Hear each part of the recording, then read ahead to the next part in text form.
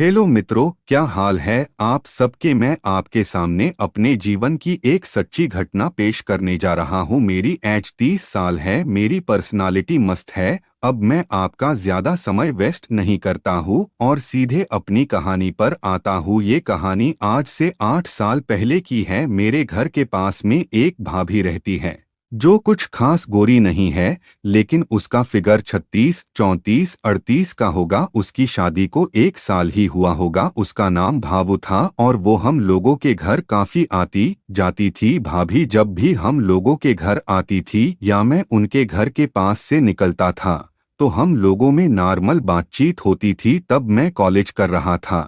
तब CD player गांव में कम ही लोगों के पास रहता था। तब तक मेरे मन में भाभी के लिए कोई गंदे विचार नहीं थे। तब भाभी ने एक दिन मुझसे कहा कि सुमित, तुम कॉलेज जाते हो, शहर में कोई लड़की के चक्कर वक्कर तो मैंने उनको कहा नहीं। फिर मैंने भाभी को मना करते हुए कहा मुझसे कौन पटे। फिर भाभी बोली अरे ऐसे कैसे, तुम तो बहुत हैंडसम हो, तुमसे कोई भी लड़की पट जाएगी। फिर भाभी ने पूछा वो वाली फिल्म देखते हो कि नहीं। तो सुनकर मेरे होश ही उड़ गए। मुझे लगा मौका मिल रहा है मुझे शायद भाभी पर चांस मारने का, और मैंने उनको हाँ में सिर हिला दिया। फिर मैंने कहा क्या आपने देखी है। उन्होंने कहा हाँ, जब घर पर कोई नहीं होता तब हम वो वाली फिल्म देखती हूँ। तो मैंने कहा अब नहीं देखते। तो उसने कहा यहाँ पर सीडी प्लेयर भी नहीं है और सीडी भी नहीं मिलेगी। तो मैंने कहा आपको देखनी है तो मेरे घर में सीडी प्लेयर है और मैंने शहर से सीडी भी आपके लिए लेता आऊंगा। तो उसने कहा जा बदमाश। फिर उसने हल्की सी एक चपत मेरे गाल पर लगाई और चली गई। उस दिन बाथरूम में जाकर मैंने पहली बार भाभी के नाम की और रात को भी भाभी को याद करके सो गया। दूसरे दिन मैं कॉलेज गया शहर में और मैंने वहां से ओ वाली फिल्म पिक्चर की बुक ले ली और घर वापस आ गया। मैं घर आने के बाद भाभी को ढूंढने के लिए बाहर निकला। मुझे भाभी कहीं भी नहीं मिली। फिर शाम को जब भाभी हमारे घर पर आई तो मैंने उनको कहा मैं आपके लिए एक चीज लाया हूँ। उन्होंने कहा लाओ दो मुझे। मैंने अपने बैग से वो बुक निकाली और भाभी के हाथ में दे दी। भाभी उसको देखकर खुश हो गई। फिर वो बोली इसको अब मैं घर कैसे लेकर जाऊं। तो उन्होंने अपनी साड़ी के घेरे को ऊंचा किया और झट से अपनी पेंटी में घुसा दी और चली गई। फिर 2-3 दिन के बाद मेरे घर वाले बाहर गए हुए थे और भाभी को माँ ने कहा था कि हम लोग बाहर जा रहे हैं, सुमित घर पर अकेला है, तुम उसका ख्याल रखना। तब मैं शाम को कॉलेज से घर आया और मैंने अपने सीडी प्लेयर पर फिल्म लगा दी और देखने लगा। तभी भाभी मेरे घर पर आई तो मैं झट से उठकर बाहर आ गया रूम से। मैंने कहा कैसी लगी बुक। तो उसने मुझे एक नोटी सी स्माइल दे दी और शर्माते हुए कहा बहुत अच्छी फिल्म थी। वो उसने देख लिया।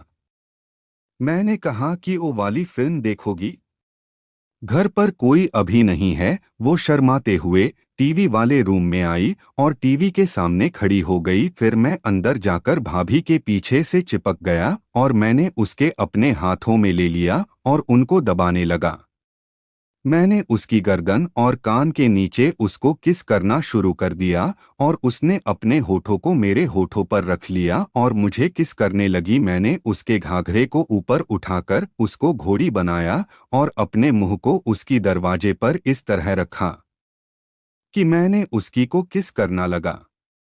थोड़ी देर के बाद भाभी खड़ी हो गई और अभी नहीं, रात को तेरे भाई खेत जाने वाले हैं, रात को तू मेरे घर आ जाना। और वो ये कहकर चली गई। बाद में रात को मैं अपने घर के बाहर जाकर भाभी के घर में झांक कर देखा, भाई बाहर जाने के लिए तैयार हो रहे थे। जैसे ही भाई खेत अपनी गाड़ी लेकर चले गए मैं सीधा ही भाभी के बेडरूम में चला गया। मैंने भाभी को बेड पर खींच लिया तो भाभी बोली थोड़ी देर तो रुक जा, दरवाजा तो बंद करने दे। फिर भाभी दरवाजा बंद करके आ गई और लिप किस करने लगी। फिर मैंने उसकी साड़ी निकाल दी और उसको कर दी और उसने भी मुझे कर दिया। उसके बाद मैंने भाभी के सारे शरीर पर किस करना शुरू कर दिया और भाभी उछलने लगी और मेरे शरीर को काटने लगी। आधे घंटे तक भाभी की किस करते करते भाभी का 2 बार हो गया और कहने लगी और मैं भाभी के ऊपर चढ़कर और भाभी आंखें बंद करके मुझे कसकर पकड़कर मेरी चेस्ट पर काटने लगी।